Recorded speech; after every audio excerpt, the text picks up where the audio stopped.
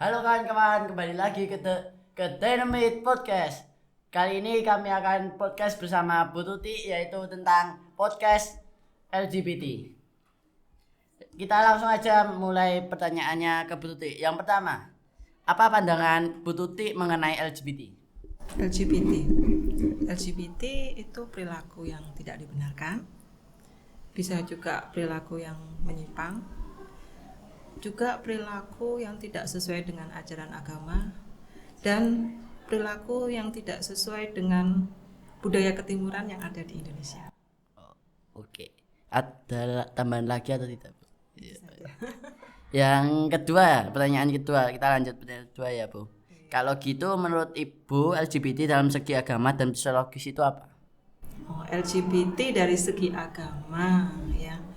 Semua agama itu pada dasarnya itu mengajarkan semua umatnya itu untuk berperilaku yang benar.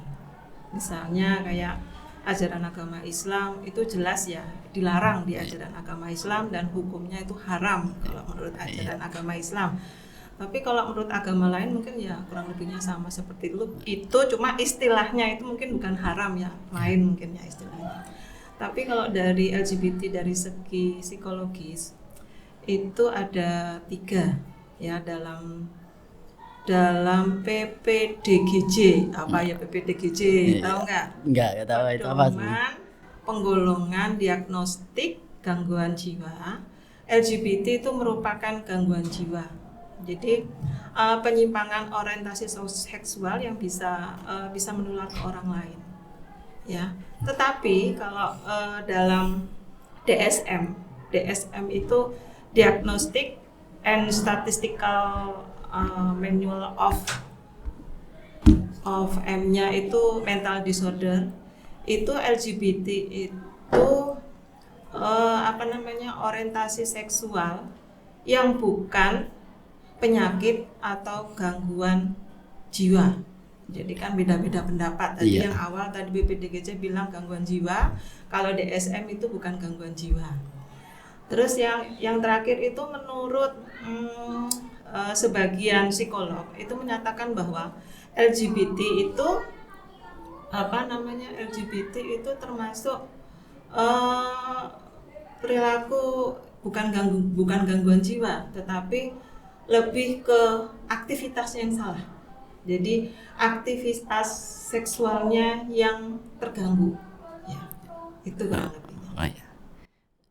Yang ketiga, menurut Ibu, apa alasan seseorang melakukan hubungan spesial sesama jenis? Seseorang melakukan hubungan sosial sesama jenis, yaitu bisa disebabkan itu karena kurang perhatian orang tua, bisa. Terus mungkin orang tua juga kurang mendengarkan pendapat anaknya juga, atau juga mungkin fondasi agama di dalam keluarga itu kurang baik. Jadi intinya itu di sini tuh pola asuh orang tua yang tepat itu baik untuk tidak terbentuk perilaku menyimpang tersebut, LGBT tersebut. Karena apa? Pola asuh orang tua itu kunci utama untuk pembentukan karakter dan perilaku anak. Ya. Jadi kan biasanya nih orang zaman dulu itu kalau mendidik anak itu cukup ibunya saja. Itu salah. Seperti itu. Karena menurut teori psikologi perkembangan itu perlu didukung dengan ayahnya juga. Karena jika ayah mendukung dalam pola asuh orang tua itu bisa menyebabkan perkembangan sosial anak di lingkungan masyarakat itu menjadi baik. Ya. Kalau misalnya ibu sama ibu saja kan bisa menyebabkan LGBT juga. Ya, kurang. Ya, logikanya seperti itu. Oh, ya. Ya, kita lanjut ke pertanyaan yang keempat ya, Bu. Bagaimana cara menangani atau menegur orang yang mempunyai hubungan spesial sama jenis? Cara menegurnya? Iya. Kita nggak bisa ya misalnya menegur langsung gitu, kamu LGBT, kamu langsung menjudge kamu LGBT, tidak bisa seperti itu. Kita harus melalui pendekatan. Ya kebetulan di SMP Negeri 3 Gaudian ini kadar UKS ada wadah yang namanya itu PIKR, Pusat Informasi Konseling Remaja. Jadi kadar PIKR itu yang akan melakukan pendekatan ke anak-anak yang LGBT. Seandainya ada. Iya, sudah. Tapi menurut laporan ini sementara ini mungkin belum ada. Seandainya ada mereka yang melakukan pendekatan, terus setelah melakukan pendekatan, mereka akan melaksanakan konseling teman sebaya.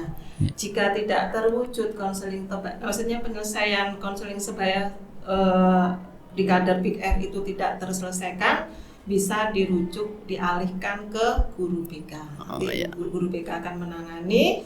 Tapi sebelum menangani juga guru BK itu akan mengecek permasalahannya itu apa. Terus nanti dicek data pribadinya. Kan di awal-awal tahun ajaran baru biasanya itu siswa diminta untuk mengisi data pribadi. Nah, dari data pribadi kan terlihat orang tuanya siapa, pekerjaannya di mana, tinggal dengan siapa. Nanti dari situ kita bisa melihat latar belakang dari siswa tersebut. Nah, misalnya kalau ada ternyata LGBT di sekolah itu, seandainya ada, biasanya guru BK akan melaksanakan kayak layanan bimbingan klasikal di kelas. Jadi memberikan informasi yang temanya tentang seputar LGBT. Nah, ternyata misalnya ada indikasi ada yang ternyata yang LGBT, maka akan diadakan konseling individu. Konseling individu juga itu biasanya itu ada berbagai macam terapi. Nanti disesuaikan dengan permasalahannya masing-masing. Kalau konseling individu tidak, selain konseling individu juga bisa melaksanakan konseling kelompok. Itu aja. Kita lanjut pertanyaan yang kelima. Bagaimana agar seseorang itu keluar dengan kesadaran diri dari komunitas LGBT atau hubungan spesial sesama jenis? Kalau keluar dengan sendiri? Ya, bagaimana seorang itu keluar dengan kesadaran diri? Kesadaran diri sendiri? Iya. Kalau kesadaran diri sendiri kan nggak mungkin toh Mas. Kalau dari komunitas LGBT? Itu tetap harus ada bantuan dari lingkungan sekitar kan? Iya. Bantuan dari lingkungan sekitar, terus misalnya dari orang tuanya, terus teman-teman sebayanya ya, yang bisa membantu seperti itu. Keluar sendiri nggak mungkin. Iya, mungkin saja. Terus bagaimana pandangan Ibu tentang peran media sosial dalam membentuk persepsi masyarakat terhadap komunitas LGBT, dan apakah menurut Ibu peran ini positif dan negatif? Ya, itu tadi tergantung tadi yang saya sampaikan dari awal tadi, pola asuh orang tua. Kalau pola asuh orang tua itu tepat, pasti anak melihat media sosialnya tentang LGBT itu masih berdampak positif ke anak, karena anak sudah ada pondasi dari orang tua. Jadi media sosial bagi anak itu cuma untuk sekedar informasi, untuk pencegahan supaya anak itu tidak melakukan perilaku menyimpang tersebut. Tetapi kalau pola asuh orang tua tidak tepat tadi bisa berdampak negatif. Karena apa? Anak kurang perhatian, ya tadi. Terus tidak didengarkan orang tua, pondasi agamanya kurang. Begitu melihat medsos tentang LGBT, ternyata menyenangkan juga. Aku jadi mendapat perhatian dari teman sesama jenis misalnya seperti itu, karena pola asuh orang tua yang kurang tepat tadi. Ya, terus selanjutnya pertanyaan itu, apakah Ibu pernah menemukan atau menangani kasus LGBT di sekolah? Jika pernah, bagaimana penanganan yang dilakukan oleh sekolah? Di SMP Negeri 3 Godean ini Bu Guru belum pernah menangani kasus itu, ya. Tapi kalau berdasarkan artikel bimbingan konseling yang Bu Guru baca ada, ya. Tapi kalau di 3J tidak ada. Jadi itu menurut Dokter Ani Kusmawati, SPD Master Science Psikolog, gelarnya banyak banget. Jadi itu pernah menangani mahasiswanya itu kalau nggak salah lesbian, ya. Nah di sana itu ditemukan ternyata anak itu bisa seperti itu karena kurang mendapatkan perhatian orang tua. Terus orang tua juga kurang mendengarkan pendapat anaknya. Terus anak itu merasa nyaman cerita dengan teman sesama jenis. Itu yang terjadi di situ, ya. Nah, Bu Ati apa Bu Ani tadi? Bu Ani tadi melaksanakan konselingnya itu menggunakan terapi kognitif. Jadi terapi kognitifnya itu menggunakan pendekatan ke agama. Jadi mengembalikan ke agamanya sesuai dengan ajaran agama yang benar, dan otomatis didampingi dengan guru agamanya. Yang pertanyaan terakhir, bagaimana cara mengedukasi siswa tentang LGBT? Cara mengedukasinya tadi kan di sekolahan itu ada kader PR, pusat informasi konseling remaja. Nah, kadernya itu bisa bekerja sama dengan OSIS, melaksanakan penyuluhan tentang temanya tentang LGBT.